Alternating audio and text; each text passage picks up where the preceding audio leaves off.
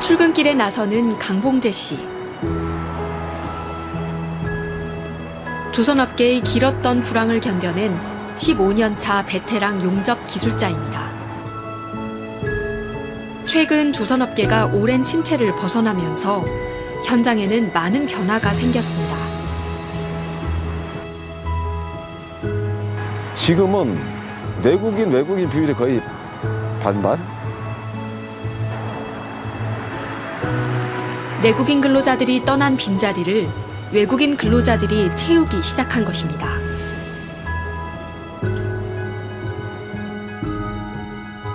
일감이 급격히 늘어나면서 업계는 외국 인력 활용에 더욱 박차를 가하고 있습니다.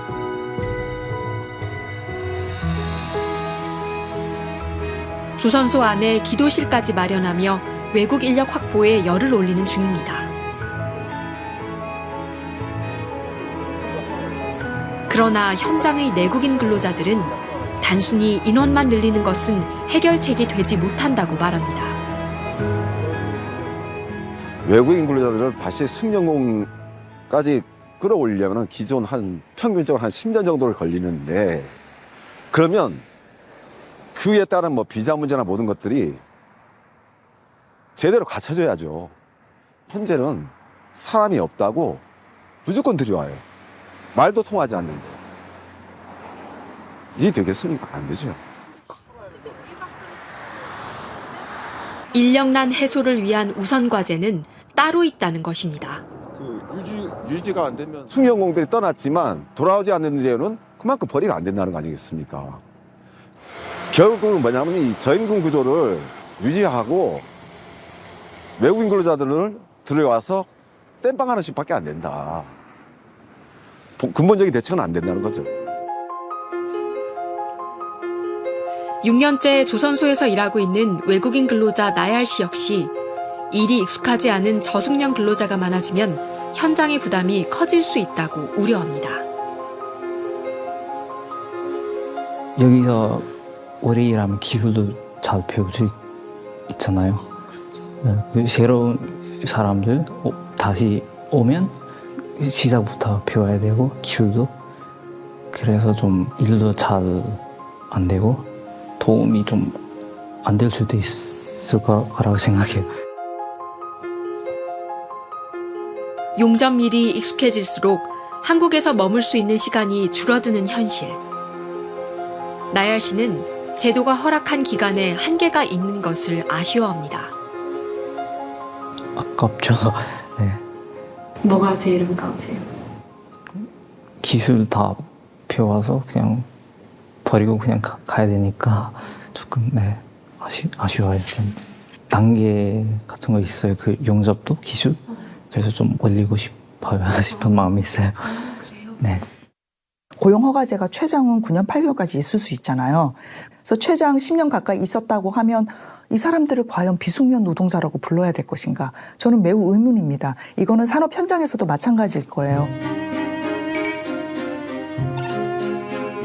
지난해 조선업체는 신규 채용 인력 중 86%를 외국인 근로자로 채웠습니다. 이미 이곳 거제도에만 7,000명에 가까운 외국인 근로자가 있습니다. 그러는 사이 내국인 근로자들은 더는 이곳에서 일하지 않고 점점 조선소를 떠나고 있었습니다. 조선소에서 일하는 거 어떠세요? 최저시급이 최저시급보다 몇백 원 많다든지 외국인들한테 투자하는 거를 내국인들한테도 투자해서 돈을 많이 준다고 하면 젊은 사람들 또 오겠죠. 근데 젊은 사람들이 편의점 가는 거랑 최저시급이 차이가 안 나는데 여기 굳이 위험하고 힘든 일을 왜 사서 하겠냐. 저 같아도 제가 젊었으면 안 왔을 것 같아요. 지금 임금이랑 저희 10년 전 임금이랑 지금 똑같거든요. 10년 전 때는 괜찮았죠.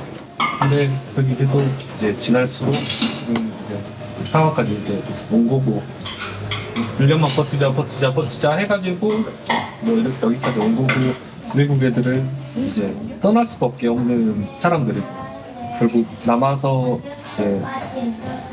이제 조선소를 이끌어 가야 되는 사람들은 결국 이제 우리나라 사람들이 안 들어오려고 하니까 이렇게 이제 외국인들한테만 물려주면은 결국 조선소는 이제 없어진다고 봐야겠죠.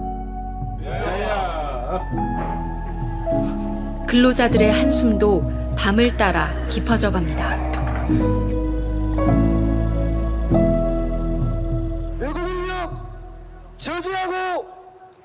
외국 인력 도입을 직접적으로 반대하고 나선 이들도 있습니다.